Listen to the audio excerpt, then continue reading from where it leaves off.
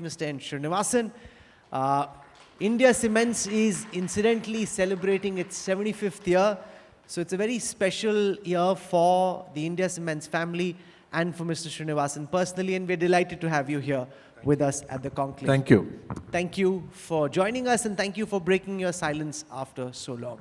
We're in the middle of a hectic election campaign, Mr. Srinivasan.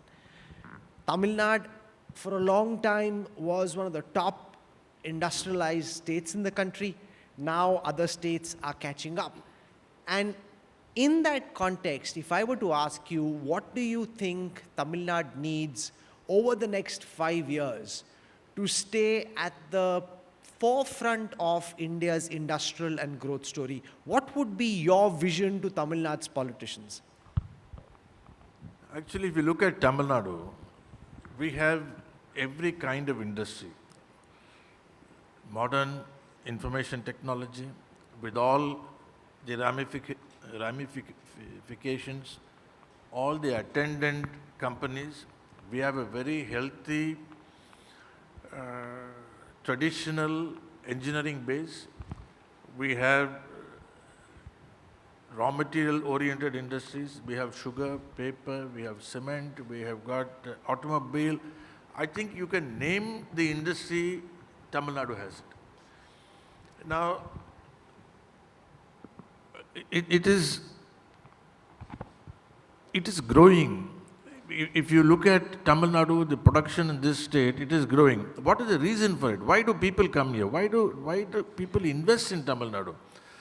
Because the industrial climate in Tamil Nadu, the industrial culture here is outstanding. We as a company have got investments, we manufacture in many states in India. But by and large, I would say Tamil Nadu is very good.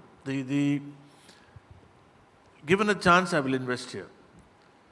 I happen to be in a business where it is raw material oriented, limestone. So, and since almost 35% of India's limestone is in the 4 southern states, which will become a cement hub.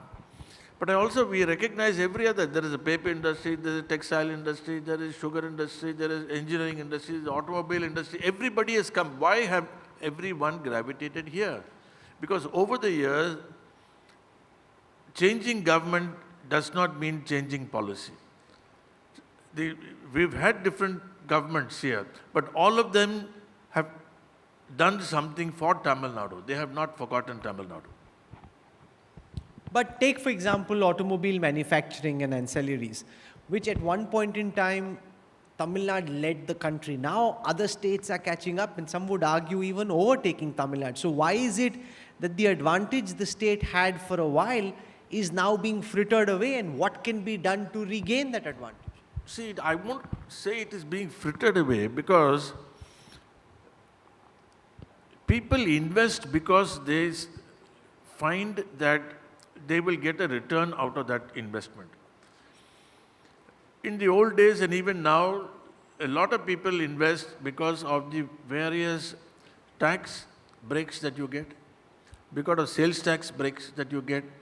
So this is also a factor that is very important to an investor.